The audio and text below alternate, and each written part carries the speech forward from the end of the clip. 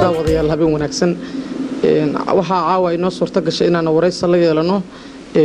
labada gudoomiyaha ururka Somali Concern Engineer Cabdiraxmaan Cumar Cismaan Engineer Yariso oo ah gudoomiyaha ururka Somali Concern ee fadhigiisu yahay magaalada London ee carrigaas Ingiriiska caawa marti inooga ah barnaamij qaas ah ay Universal TV caawa ugu talagalay inay daawadayaashiisa ay kala qayb qaataan iyo gudoomiyaha xisbiga mideynta dhalinyarada Soomaaliyeed SYUB Mr. Maxamed Abuukar Sheekh Xasan Maxamed Deeq oo fadhigiisu yahay magaalada Qaahira ee xarunta wadanka Masar barnaamijka waxa igala qayb qaadanaya ka al-ustaad cameraman Jibriil Maxamed Jibriil iyo Maxamed Sheekh Nuur iyo Engineer Sheekh Nuur oo caawa intaba marti inooga waxaan barnaamijkeena ku bilaabanaynaa gudoomiyaha xisbigaas gudoomiyaha ururka Somali Concern Engineer Yariso oo booqasho ku soo kala bixiyay magaalada Muqdisho haatan marti inooga ah magaalada Qaahira Engineer Yariso marka hore inoogu sheekay waxyaabihii uu ku soo arkay magaalada Muqdisho isbedelka ka dhacay magaalada Muqdisho sida uu arko waxyaabaha mustaqbalka ay dhalin karto mahadsanid mahad sida uu sheegtay marka hore waxaan jeclaan lahaa inaan u mahad celiyo Universal TV oo runtii maaragtay caalamka geeska geesba ummadda Soomaaliyeed ay ka daawadaan fursadna u heleen iyo soo dhaweynta ay ugu soo dhaweyseen magaalada Qaahira iyadana waa kaga mahad celinayaa waxa uu sheegtay wadankii June wixii ka dambeeyay isbedel weyn ayaa dhacay oo siyaasadeed oo ay noqotay in hogaamiye kooxeedyadii Muqdisho u diidanaa in Soomaaliya ay hesho dawlad shaqaysa in meeshii laga saaray in maxaakiimta islaamiga ayagoo kaashanaya shacabka Muqdisho iyo shacabka Soomaaliyeedba ay suura gashay inay maaragtay maamul u sameeyaan magaalada Muqdisho hadaan markaan tagay iyo arrimo badan oo ka dambeeyayba waa la wada socdaa Universal TV ayaa iyada maaragtay si joogto ah dadka uga haqab tirta marka runtii kuma dheeraanayo aniga maaragtay marxaladda wadanku maray marxalad la wada og yahay laakiin waxa loo baahan yahay isbedelkan dhacay in ummadda ay wada fahamto in wadanku isbedel u baahnaa in 16 sano ay suuroobi weysay in dawlad shaqayso wadankii la geeyo in isbedelkan maanta yimid uu yahay fursadda kaliya ee lagu badbaadi karo la isna dhihi karo waa Soomaaliya waxa soo noqon karta dawlad shaqaysa marka ma dhamma ilaa hadda Muqdisho iyo agaarkeeda ay maxkamaduhu maaragtay nabadgelyada sugaan sidoo kale dawladda ku meelgaarka iyadana waxay fadhisaa magaalada Baydhabo gobollo ayagana maaragtay awalba nabad ka jirtay sida Puntland iyo Waajiraan marka runtii arimahan in la isu keeno oo shirkan hadda ka socdo Khartoum oo najaxo oo dawladda iyo maxkamadaha is fahmaan ummadda Soomaaliyeedna waxaan leeyahay meel walba ay joogaan waa waqtigii taakulayn lagaga baahnaa waa waqtigii lagu taageeri lahaa sidii maslaxad loogu heli lahaa siyaasadda qalafsan sidii la isugu keeni lahaa fikradaha kala duwan sidii hal meel loogu soo wada jeesan lahaa danta ummadda Soomaaliyeedna Soomaali bay u taalaa marka runtii aan waxaan dhihi lahaa isbedelka in la dareemo inuu isbedel hagaagsan yahay in qof walba is dhihin meeshtan hadii dhaliil jirto xitaa maxaa hadhow imaan doono oo gadaal isku dhigin kuwii hore asaas ku soo dhamaaday oo dawlad walba la soo dhiso waxa la lahaa meeshii gaarta aragno hadda waxa la joogaa waqtigii ummadda meel walba ay joogto iska kaashan lahayd oo waxa la wixii sidii lagu toosin lahaa in la wada xeeto waa mahadsantahay Engineer Yariso waxaa jirta in wadankii isbedel oo ku dhacay taas waa qof walba oo Soomaali ah oo waxay dhagaysan maqleen iminka waxaa shir loo fadhiyaa Khartoum caasimadda Suudaan waxa halkaasi fadhiya oo gudoomiyaha baarlamaanka dawladda federaalka meelgaarka Shariif Xasan Sheekh Aadan iyo horjoogaha maxkamadaha islaamiga Ibrahim Xasan Cadow maxaa isdhihi kartaa labadaasi qof ee labada garab ah maanta inay ka soo bixi karaan maadaama ay labada si qof ay yihiin laba qof oo kala fikir duwan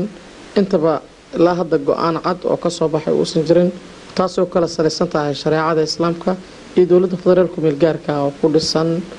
article marka maxaad isleeyahay kartaa isbedel halkaas uu ka dhalan karaa waxaan isleeyahay aniga rajo laga maqoosto waa fursad dahabi ah in Khartoum wada hadallada oo la rajaynayo inay bariba soo gabagaboobaan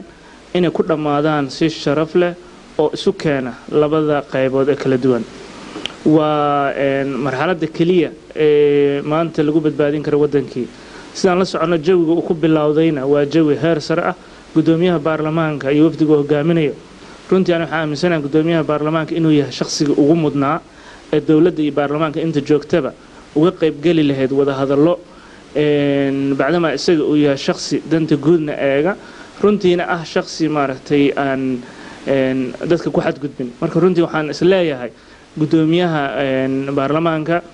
inay maaragtay u fududaan doonto sidii uu wada hadallo dhab ah ula geli lahaa dhanka maxaakiinta sidoo kale dhanka maxaakiinta ayagana waxay caddeeyeen oo weliba aad maaragtay dadka usoo dhoweeyey inay dhaheen annaga tanaasulaad fara badan diyaar baan u nahay laakiin ay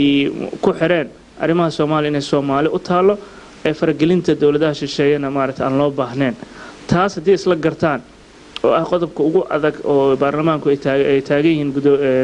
golaha maxaakiinta waxaan rajaynayaa inay fududaato in maaragtay ay isu soo dhowaadaan rajo lagama quusto howlaha horyaalna howlo aad iyo aad u adag waay laakiin aniga markaan isku soo duubo waxaan isleeyahay fursad kale oo ummadda soomaaliyeed u hartay ma jirto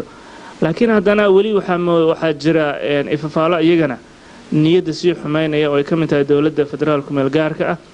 oo weli dalbanaysa in ciidamo shisheeye waddankii la keeno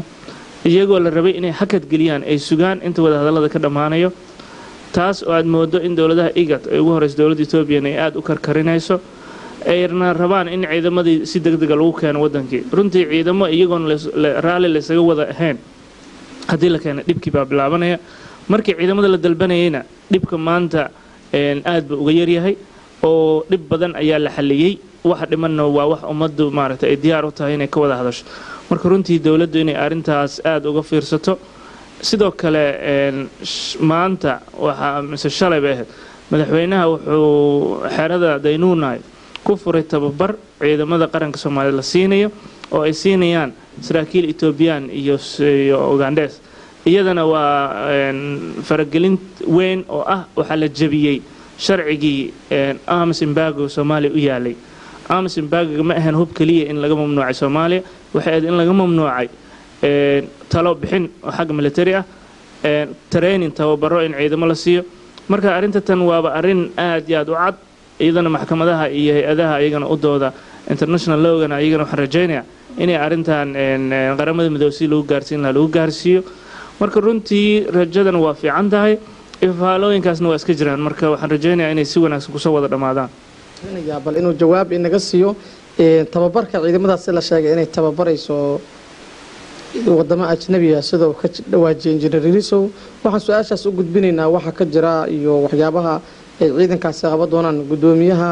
xisbiga mideynta dhalinyarada Soomaaliyeed SYUB Sir Maxamed Abuukar Sheekh Xasan Maxamed bismillaahir rahmaanir rahiim aad u maasan tahay anigoo jaaniskan caaw ka faa'iideysanay TV-ga Universal iyo asxaabta ka shaqeysa dhan waan u mahadcelinayaa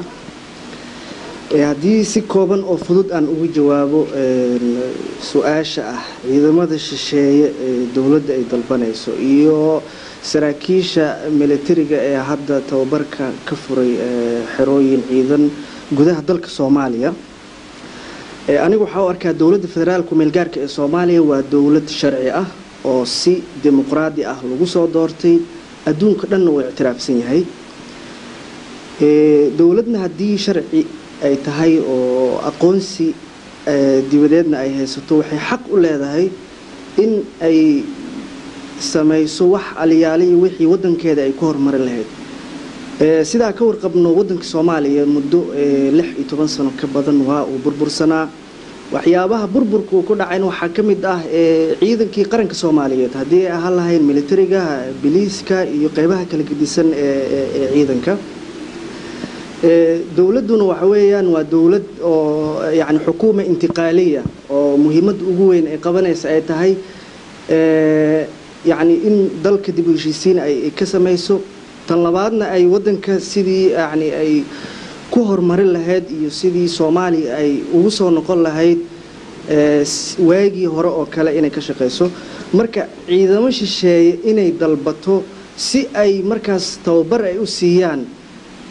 ciidamada dawladda ku meel gaarka ee Soomaaliya waa wax xaq ay u leedahay sharciyada caalamkan wax diidayo ma jiraan walow uu jiro qodobka ah yani cunaqabateynta xagga ciidamada ee Soomaaliya saaran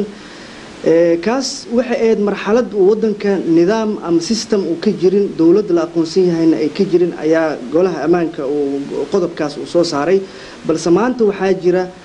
dawlad sharci ah oo legal ah oo yani adduunku dhan uu aqoonsan yahay haddii ciidamada ay yimaadaan oo shisheeye ha noqdaan kuwa wadamada dariska la ah Soomaaliya ama kuwa kale oo Soomaaliya ka fog waxa uu arkaa waa arin yani iska caadi ah waxay la mid tahay sida dawladaha kale ee adduunka ka jira ay u dalbadaan maxaa ku raahdaa in training loo siiyo ciidamadooda marka anigu uma arko in qodobkaas la jooyay dawladda ku meel gaarkana maanta waxay u baahan tahay adduunka ugu baahan tahay inuu siiyo taageero dhan walba ah taageero dhaqaalo si wadankii dib u dhiskiisii ay yani kaalin weyn ugu qaadato taageero oo in maxaan ku raahdaa la tababaro maleeshiyaadka ama ciidamada u xareysan dawladda ku meel gaarka si ay awood uga helaan maxaan ku raahdaa in nabadgelyadii iyo systemkii dawladeed ee Soomaaliya ay soo celiyaan mid ku saabsan ciidamada shisheeye ee dawladda ay dalbanayso waxaan rabaa shacabka Soomaaliyeed inaan u sheego sababta ciidamada ay u imaanayaan ma ahan yani in ixtilaal ay ku sameeyaan wadanka Soomaaliya just waxa ku xiran hal qodob oo ah yani in maxaan ku raahdaa ay kala qayb qaadato dawladda inta cagaheeda ay isku istaagayso maxaan ku raahdaa in ay kaalmayso oo nabadgelyadii iyo amnigii iyo maxaan ku raahdaa xarumaha dawladda ee leedahay ay gacanta ku dhigto si markaas yani dawladda awood ay uga hesho in ayadoo aanan u baahneen ciidamo shisheeye ay wadanka ay ka shaqeyso marka intaas ayaan ku soo koobayaa qabaa u gudbiyo injineeriso Mr. Maxamed Deeq waxa uu sheegay in ciidanka uu u baahan yahay wadanka si ay training u siiyaan ciidamada dawladda federaalka ku meel gaarka Soomaaliya adigana waxaad ku sheegtay in munaasab aysan ahayn in xilligan ciidamo shisheeye ay dalka soo galaan marka maysan ahayn in ciidan shisheeye loo baahan yahay si ay u soo celiyaan nidaamkii kala dambeyntii maadaama meel ka baxsan magaalada Muqdisho oo hubkii ku daadsan yahay si ciidamadaas ay u taageeraan ciidamada dawladda federaalka meel gaarka dabadeedna ay gacanta ugu dhigaan taladii wadanka marxalad wadanku waa soo maray ciidan shisheeye in loo baahnaa oo waliba ciidan dhexdhexaad ah oo dadkii kalsoonidii isku soo celiya oo si wadankii dawladda u shaqeyso hayeeshee marxaladii June wixii ka dambeeyay Maxamed Deeq wuxuu sheegay in dawladdu u baahan tahay in xerooyinkii oo dawladdii inay soo noqdaan wasaaradihii iyo in maaragtay dawladda ay noqoto dawlad shaqeynaysa si maaragtay intii heerkaas laga gaarayo in ciidan shisheeye uu muhiim yahay haddaba Muqdisho waa la soconaa June wixii ka dambeeyay maxkamadaha islaamiga ayaa maamula iyaga ayaa xerooyinkii dawladda wasaaradihii meel walba gacanta ku dhigay saldhigyadii hubabkii magaalada yaalay Muqdisho oo ku ugu weynaa oo warlordskiina intooda badan haysteen gacanta ku dhigay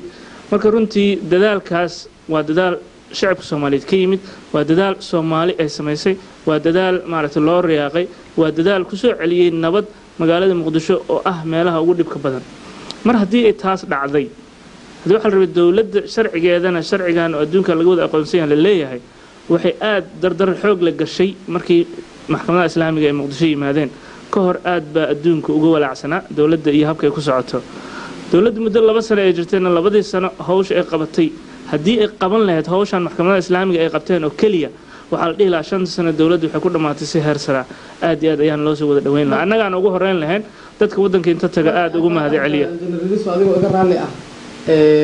maxkamadaha islaamiga waxaad ku sheegtay June wixii ka dambeeyay inay talada wadanka gacanta ku dhigeen ma kula tahay baahidii dawladnimo inay maxkamadaha ka jira magaalada Muqdisho oo ah in kooban aan wali ku saleysnayn hab dawli ah in nidaamkii iyo kala dambeyntii soo celin karaan marka laga reebo qayb yar oo ka tirsan koonfurta Soomaaliya iyadoo Soomaaliya qaybaheeda kale u baahan yihiin nabadgelyo ما maxkamadaha marna ma sheegan in dawladda Soomaaliya oo dhan ayaga gacanta ku hayaan inay Soomaaliya oo dhan nabad ku soo celiyeen ayaga waxa ay sheegeen goobaha ay hayaan inay nabad ku soo celiyeen dadaalkaasna uu yahay dadaal Soomaalida dhexdeeda sameysay marka talan rabo oo ciidan shisheeye looga badbaadi karo waa arrimaha noocaas oo kala si practical ayaa loo arkay si waliba qarash yar baa loo arkay ciidan shisheeye dhibka la socdo ayaa ka badan faa'iidada ummadda ay ka helayso dhibka ugu horeeya uu ka mid yahay in Soomaaliya lacag ma laha Africa xitaa Union oo ololeynaysa lacag ma haysato waa in dawladihii shisheeye sida galbeedka lacagta laga soo qaado lagu siiyo ciidamo shisheeye inay wadankii dawladdu inay shaqeyso dawladdu waxa halkaas uga sahlan oo hadda meel fiican ka soo baxday inay maxkamadii u tagaan la shaqeeyaan la heshiiyaan hawshan dhankaas ayay ka dhowdahay marka runtii ciidan shisheeye hadda looma baahna okay maxamed ma la qabtaa injineeriisar wuxuu leeyahay maxkamadii hal dawladda haliishiisa maxkamadii oo hal la shaqeysa maxay kula tahay adig fikraan marka hore waxaan rabaa inaan caddeeyo qolooyinkan maxkamadaha la leeyahay ama maxkamadaha islaamka waxa ay ku aasmeen markii horeba yacni sida aan ka warqabno Soomaaliya waxa ka dhacay dib aad iyo aad yacni u weyn kaas oo la dhihi karo xataa East Africa wax la mid ah kama dhicin waliba waxyaabaha dhibku u geysto waxa ka mid ahayd nabadgelyadii wadanka oo faraha ka baxday Soomaalidii oo u kala qaybsantay qabiil iyo jufo saas daraadeed maxkamadda islaamka markii la aasaasayay dan kooban baa loo aasaasay taas oo ahayd in ay soo celiyaan nabadgelyada goobaha markaas yacni ay ka taliyaan dadka aasaasayna waxay ahaayeen ganacsato Soomaaliyeed oo ayaga dantooda markaas yacni u aasaasay si ganacsigooda si nabadgelyo ah ay u geystaan ama ay ugu shaqeystaan goobaha markaas ay ganacsiga ay ku leeyihiin ficlan way jirtaa in warlordskii ama hogaamiye kooxeedyadii magaalada Muqdisho ay ka ceeriyeen laakiinse ma la dhihi karo shacabka Soomaaliyeed ayaa hogaamiye kooxeedyadii ceeriyay ama ka soo horjeesta lama dhihi karo sababtoo ah maxkamaduhu naftirkooda yacni waa qayb ka mid ah qabaa'ilka Soomaaliya ama jufooyinka Soomaaliya qayb ka mid ah weeyaan ficlan way jirtaa in yacni ay la wareegeen hubkii hogaamiye kooxeedyada ay lahaayeen si sahlan oo maxaan ku raahdaa fudud oo maanta ay gacanta ay ku hayaan waxa kale oo ay la wareegeen maleeshiyaadkii oo yacni qayb ka ah mushkiladda Soomaaliya oo hogaamiye kooxeedyada ay gacanta ku hayeen marka anu waxa u arkaa maxkamaduhu haddii ay yihiin dad ka shaqeynaya ama daneynaya danaha ummadda Soomaaliyeed iyo Soomaaliya in sideedii hore ay ku soo noqoto oo aan lahayn tumuuxaad kale ama maxaan ku radaa ujeedooyin kale dad aan lahayn haddii ay yihiin waxa xilligan looga baahan yahay wax weeyaan wadanka waxa ka jira dawlad ku meel gaar ah oo maanta yacni muddo 2 sano ah ay u suurtoobi weysay in ay ku timaado caasimadii dalka Soomaaliya sabab jirta sababtay doontaba ha ahaatee taas oo ay ugu badan tahay yacni magaalada Muqdisho ilaa ay hadda aanan laa'iq u ahayn meel ay maxaan ku raahdaa dawladii ku shaqeey karto aanan ahayn sababtoo ah xarumihii dawladda oo dhan waa burbursan yihiin intooda badanna dad oo gaar ah ayaa gacanta ku haysta oo xitaa aan dhihi karno qaarkood waxay ka mid yihiin yacni maxaakiimta naftirkooda yacni mas'uuliyiintooda ama maleeshiyaadkooda qaar ka mid ah ayaa maanta waxa ay degan yihiin xarumihii dawladda marka yacni maxkamadaha xilligan waxa la gudboon ayaga hubkii ay hore u haysteen iyo kuwii ay ka qabsadeen hogaamiye kooxeedyadaba waxa la gudboon oo kaliya waxa weeyaan maadaama wadanka dawlad sharciya ay ka jirto dawladdaasna ay u ololeynayso ama markasta ay ka shaqeynayso in yacni dib u heshiisiin guud ay Soomaaliya ka samayso maxaan ku raahdaa hubka daadsan gudaha Soomaaliya ay xareyso in ay ku wareejiyaan hubka ay haystaan dawladda ku meel gaarka ay ku wareejiyaan maleeshiyaadka ay haystaan waa in ay ku daraan maxaan ku raahdaa ciidamada u xareysan dawladda federaalka ku meel gaarka si tababar loo siiyo halka kaliya sidaas ay ku imaan karaa ka dhaxgalo Mr Maxamed dawladda federaalka ku meel gaarka waxay jirtaa muddo 3 sano ah marna waxay deganeed Jowhar marna waxay degan tahay magaalada Baydhabo ilaa iminka lama hayo wasaarad gaar ah ay ka shaqeyso dawladda federaalka ku meel gaarka sidee la isugu aamini karaa inay maxkamadaha ku biiraan dawladda ayagoo haysta xasiloonidii 98% magaalada Muqdisho maysan habboonayn in lagu soo biiro dhanka maxkamadaha marka aad siyaasadaan xagga amniga aad fiirisid iyo waxqabadka bulshada maxkamaduhu magaalada Muqdisho way haystaan laakiinse يعني dad oo ku yimid maxaan ku raahdaa nidaam doorasho ah ama shacabka ay doorteen ma aha yani anu waxaan dhihi karaa maxkamadaha waxay la mid yihiin hogaamiye kooxeedyadii xoog ku haysta magaalada Muqdisho maanta haddii wood laga soo qaado shacabka ku nool magaalada muqdisho iyo goboladaha maxaan ku rahdaa gobolada ku hareereysan waxaa laga yaabaa in la helo dad fara badan oo aan la dhacsanayn fikirka maxkamadaha iyo sida ay wax ku doonayaan in waddanka Soomaaliya ay ku xukumaan waa dad yani xoog ku haysta shacabka Soomaaliyeed oo yani qabiiladii meesha ka talinayeen ka tirsan maanta maleeshiyaadkii ayaga naftirkooda ay haystaan qaar ka tirsan maxkamadaha mas'uuliyiinteeda ayaa hogaamiye kooxeedyada ahaa jiray oo maanta yani soo qaatay maxaan ku rahdaa magaca kale Injineer Maxamed Deeq waxa uu leeyahay maxkamadihii ma aha wax la soo doortay oo waxay la mid yihiin nidaamkii hogaamiye kooxeedyadii hore ugu talin jiray magaalada Muqdisho waana dad xukun doon ah nidaamkana kuma salaysana marka maxay fikrad ahaan kula tahay inay wataan maxkamadaha islaamiga maadaama fikir ahaan aad kula muuqatay inay saxsan yihiin Injineer Iliso markale bismillaahir rahmaanir rahiim maxkamaduhu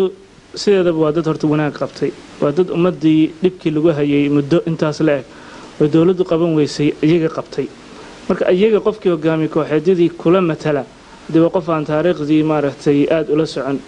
runtii maxkamadaha doorka ay cayaareen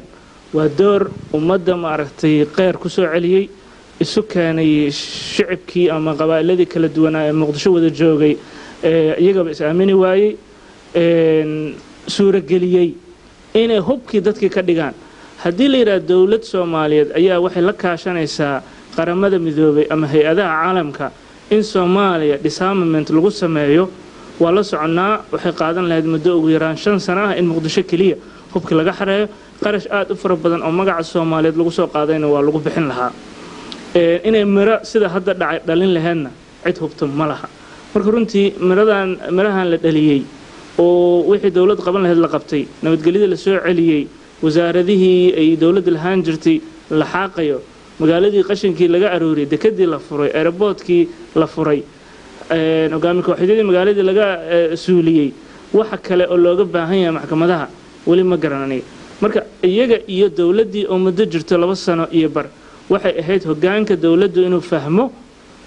faa'iidada maxkamadaha iyo wanaaga ay ummadda u soo celiyeen inay dawladdu fahamto inay shicibkii dawlad u tahay shicibkii haddii wanaag loo soo celiyana inay wanaagii ogolaato iyada ay noqoto cidda ugu horeyso ee wanaaga doonaysa ee Muqdisho imaanaysa iyaga laga rabay markii aan ka dhaxgalay Injineer Iliso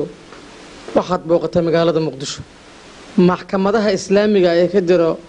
magaalada Muqdisho muxuu damcoodiyo maxay rabaan ma siyaasaday rabaan inay soo galaan ma wadankay rabaan nidaam gaar inay ku soo rogaan maxay rabaan maxkamadaha islaamiga maxkamadaha sida la socotidba dagaal uma gelin inay magaalada qabsadaan uma gelin marxaladda maanta wadanku ku sugan yahay inay ku soo celiyaan dagaalku wuxuu ahaa dagaal hogaamiye kooxeedyadii ay ku soo qaadeen maxkamadaha dagaalku wuxuu ka dhashay 18 February hogaamiye kooxeedyada statementigii ay suubiyeen ee ahaa inay la dagaalayaan maxaakiimta islaamiga horta taas ayaa dagaalkii gelisay shicibkii ayay kaashadeen sidaas ayay ku soo celiyeen maanta nabadgelyada magaaladii mar haddii meesha ay joogaan ayaga ujeedadoodu waxa waaye si ummadii aanan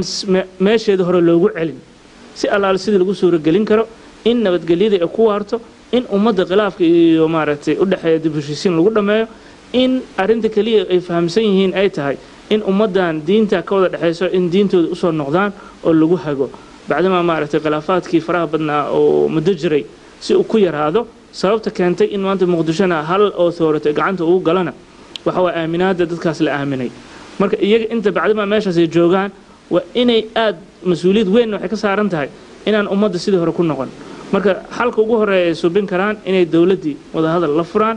oo ay maanta Khartoum joogaan dawladda oo sida la socotayba wada hadalkii markii labaad la bilaabi lahaa diiday inay ka soo qayb gasho maxkamadihii tageen 2 usbuuc joogay ilaa ay haddana dawladda naftirkeeda aysan waliba iyada dhexdeeda heshiis ka ahayn dawladdii geedi mar dhow dhisayna la leeyahay waxa lagu celinaa baarlamaankii marka waxa dhan waxa moodaa dhanka dawladda inay dhibaatada ugu weyn ee ummadda haysato dhankaas inay ka jirto oo maxaakiimta ay diyaar u yihiin sidii kula wada hadli lahaayeen wadankana dawlad shaqaysa looga wada heli lahaa leeyahay wax qabadkii dawladda waa uu yaryahay tan kale Injineer Iliso wuxuu ka dhawaajiyay maxkamadaha dagaal uma gelin in ay wadanka qabsadaan shirkii Khartoum ka dhacana waxa la leeyahay muddo 2 toddobaad ah ayay ku sugnaan maxkamadaha ayagoo aysan soo aadin dowladda federaalka meel gaarka iyadoo markii dambe aan ogsoonahay inay soo gaartay halkaas marka maxaa wax qabad u haysaan shacbiga Soomaaliyeed ee fiirsanaya saddexda sanadood dowladda federaalka meel gaarka maxaa mustaqbalkiinu yahay maxaa wadanka waa ku waari karaa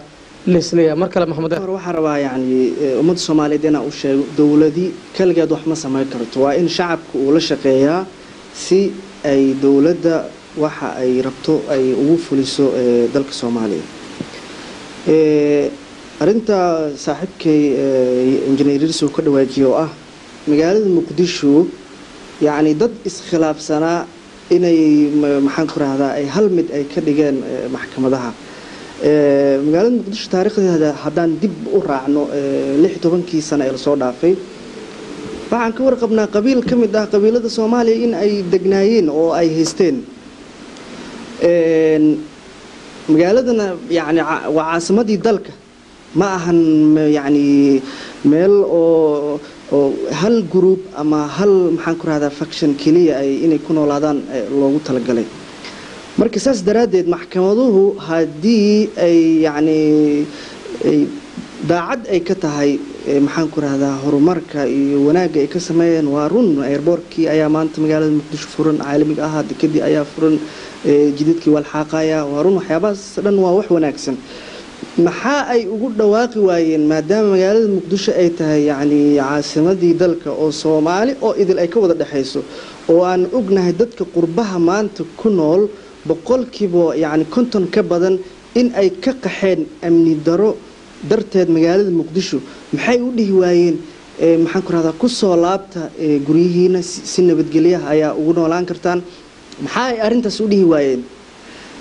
midda kale oo yani jirta waxay tahay maxkamaduhu yani in yar oo ka tirsan ayaa fikirka ama systemka ay ku shaqeynayaan oo wada runtiina markii aad yani si aad aad u eegto fikirka ay maxkamaduhu ay rabaan inay ku shaqeeyaan ama ay dawlad ay Soomaaliya ay uga aasaasan waxa weeye wax yani ummadda Soomaaliyeedna aan la socon karin adduunkan oo ogolaanaynin maxaan ku raahdaa lagana yaabo hadii maxkamaduhu ay sidaan ku sii socdaan oo marba ay gobollo ay qabsadaan marba deegaano hor la ay qabsadaan kadibna ay ku dhawaaqaan yani sida ay hadda damacsan yihiin in maxaan ku raahdaa xukuumad islaami ah ay ka hirgeliyaan Soomaaliya arintaas waxay ay sababi kartaa in mushkilad ay uga timaado shacabka Soomaaliyeed oo yani muddo dib ku soo jiray oo yani maanta loo baahnaa inuu ka soo kabsado dibkaas in haddana dib ugu sii noqdo oo adduunka dhan markaas uu la dagaalamo waxaan ognahay mas'uuliyiinta maxkamadaha qaar ka tirsan mar raba hadda inaan magacadooda sheega in ay yihiin dad markaas yani ka mid ah maxaan ku raahdaa dad adduunka uu yaqaano terroriste ama argagixiso haddii dadkaas oo kale ay maxkamada ay qabsadaan maamulkii Soomaaliya ama ay ku dhawaaqaan dawlad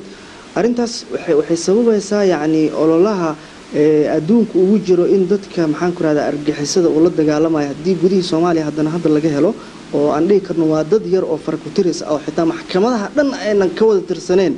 waxa laga yaabaa in sabab ay arintaas u keento dawladda ku meel gaarka marka hadii aan u soo laabto sida ay markaas yani ku horumari karto ama maxaan ku raahdaa howlaheeda ugu weyn ama meenkeeda ugu weyn dawladdu waxa weeyaan dib u heshiisiin in shacabka Soomaaliyeed oo isdiriray oo qabaa'ilo isku diriray in ay ayada ka dhax abuurto dib u heshiisiin oo ay walaaleyso oo ay iska iloobaan waxyaabihii hore maxaan ku raahdaa u kala dhex maray walaalaha shacabka Soomaaliyeed second qodobka labaad hadii shacabka Soomaaliyeed markaas ayagoo isku duuban oo maxaan ku raahdaa hal far ah in ay markaas u ololeeyaan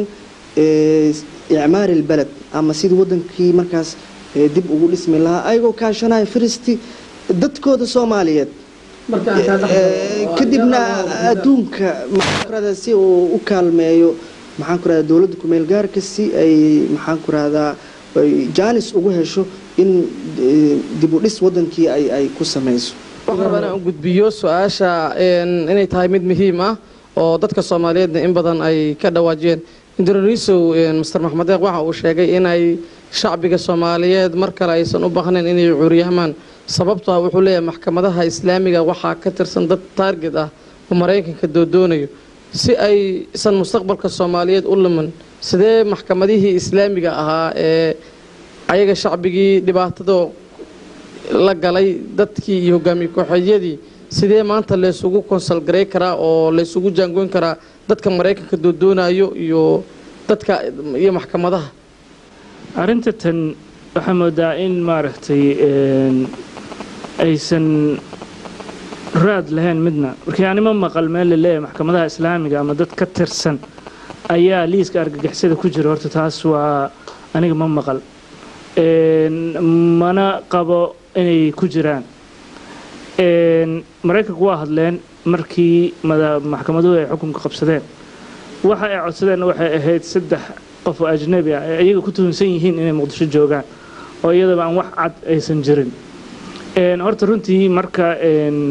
warbaahinta waxaan ka codsan lahaa in waxa qaladka qofku markuu sheego horta in aan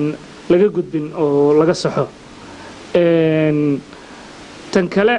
oo uu walaalkii ka dhawaajiyay markii horena uu leeyahay meeshii beel baa degan iyo waxa moodaa qofku markuu marmarsiyo raadinaya ama dhaliil oo aan meeshaba ku jirin in meel walba wax laga xigto dhaliil laga raadiyo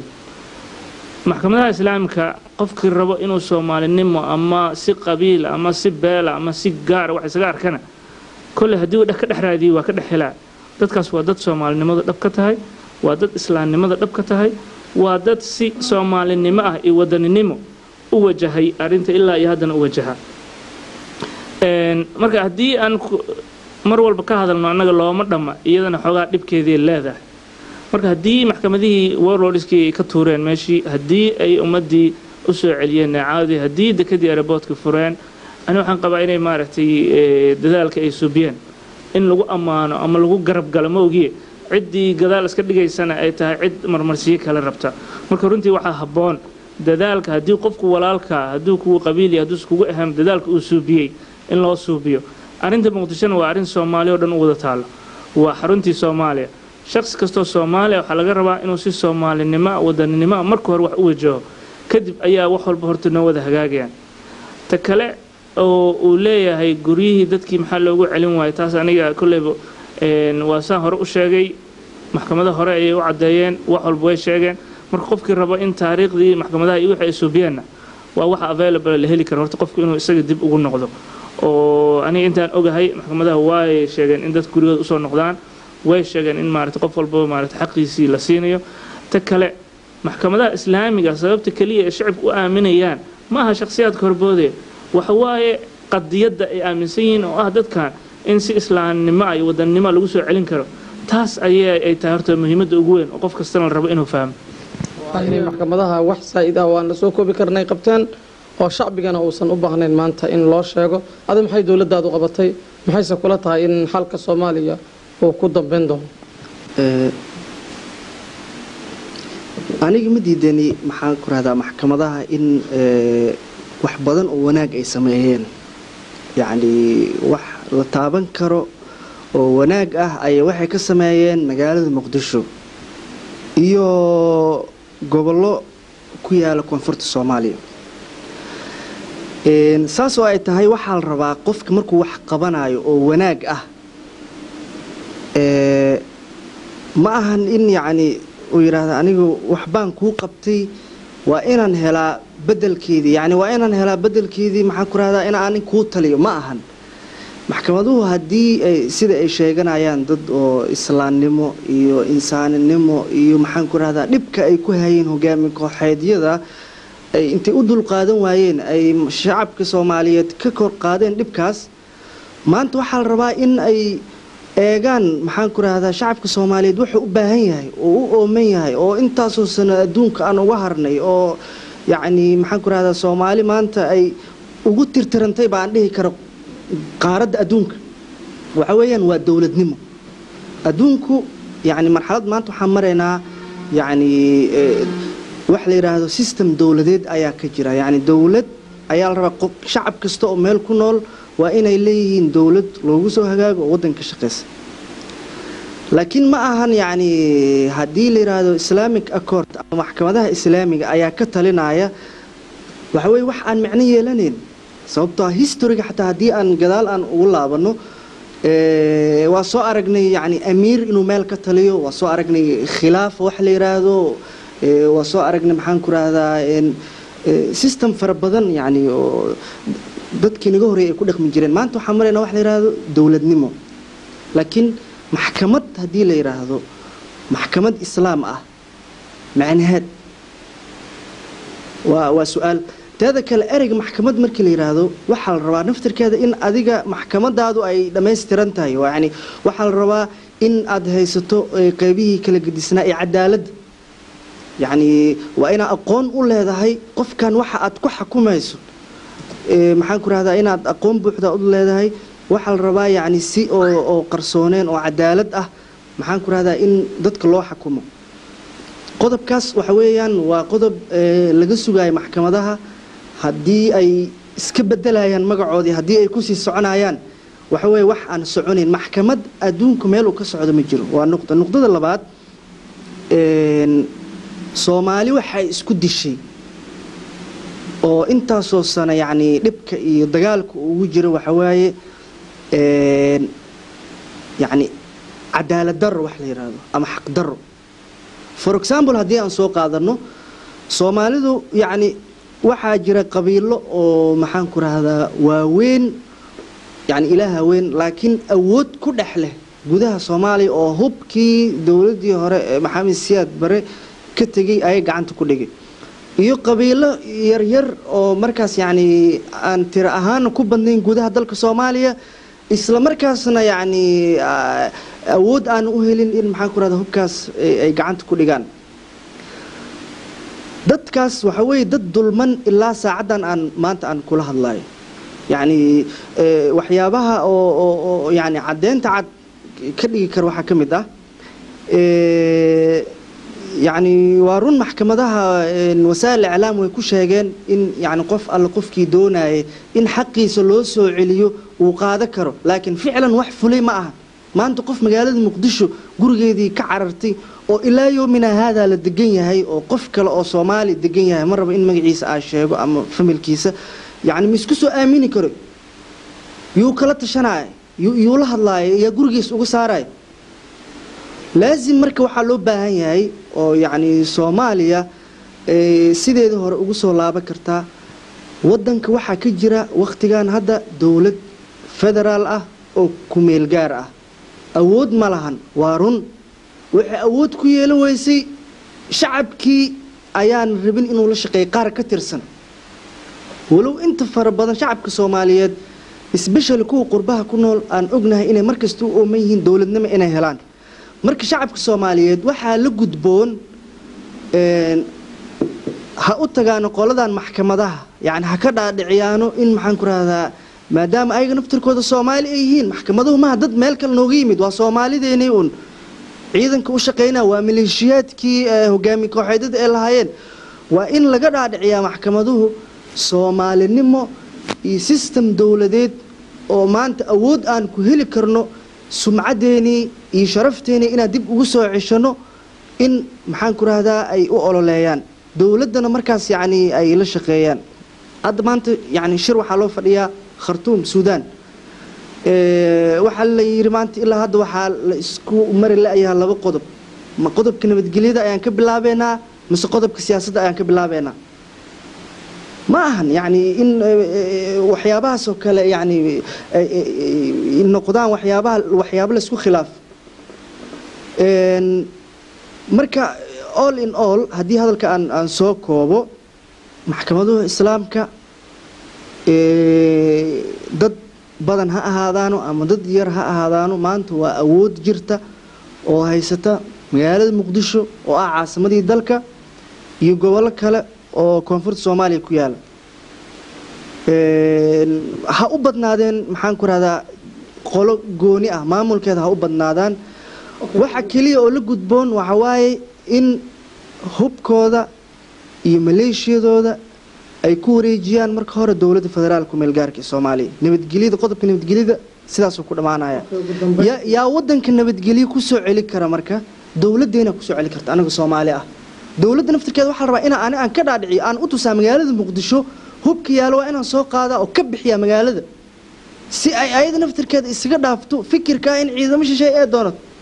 si maxaa ku raad xarumihii dawladda ay ugu baxaan xarun yani madaxtooyadii qaranka Soomaaliya oo madaxweynaha fadhiisan lahaa waxa ka furan maxkamad islaami ah okay ugu dambeyntii waxa rabaa markaan ka dhax galo halka Soomaaliya shirkaas loo fadhiyo Khartoum ugu dambeyn su'aasha ugu dambeysaan ku diina waxa maxaa xal u aragtaa muxuu sanaqan karaa marka aad fiirisid ifaalihiisa maxaa ka soo bixi karo shirkaas ay u fadhiyaan maxkamadaha islaamiga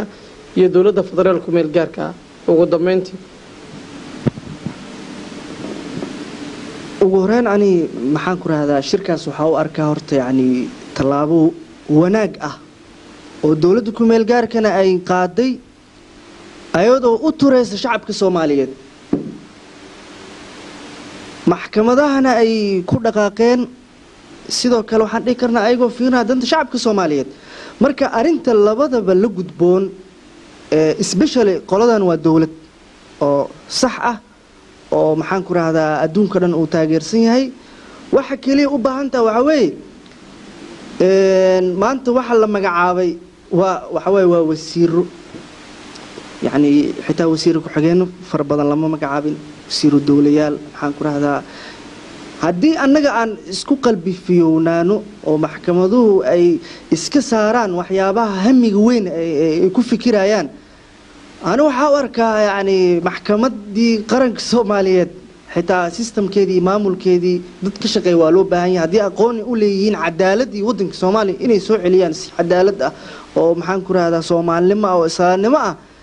دولتكم الجاركة على الشقيانو هأقل بفرنادانو محنكر هذا أرنت كوساب سن عيدا مش شيء ها إمادانو إيمانين ووحي يعني مركه رب شعب كصومالي كسوفل شعب كصومالي وحى مثل برلمان كصومالي أيامات تدل بدأ إن عيدا مش شيء لك ووحي يعني أنا أن هدي أن كوذا فريس إنه سقل بفرنان وأنا جو فيرنا أنا دنت قحوتي كصومالي جودها صومالي محن كذا كل باتيسن دنت قحوتي قربها كل باتيسن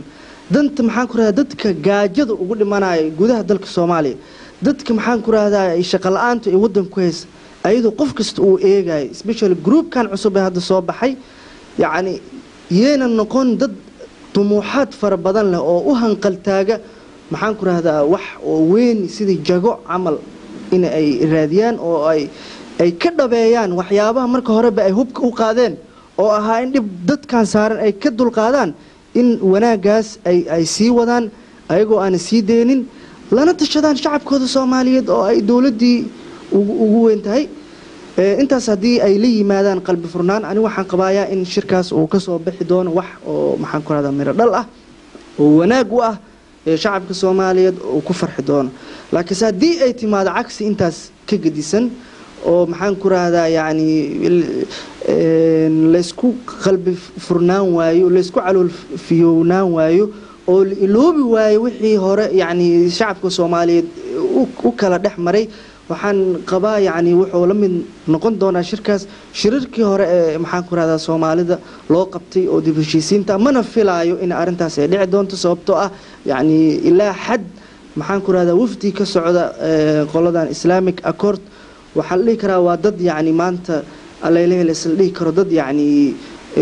dad oo maxaan ku raahdaa wax fahmi karo oo aqoon-yahano ah oo aan ka shaqeyn doonin wax maxaan ku raahdaa dib u keena